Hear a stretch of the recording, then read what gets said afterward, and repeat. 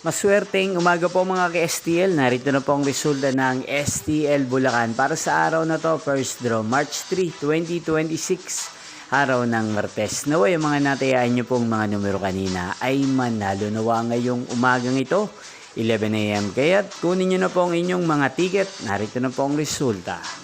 Ang mga numerong nanalo sa STL Bulacan ngayong umagang ito, March 3, 2026, 11 AM. First draw result, 20 at 13 in exact order. Again, 20 at 13.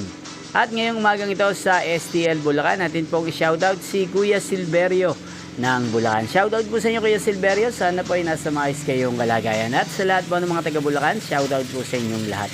Inyo pong napanood ang resulta ng STL Bulacan. Magkita-kita pong muli tayo mamayang 4 PM para sa second draw result ng STL Bulacan. Thank you for watching.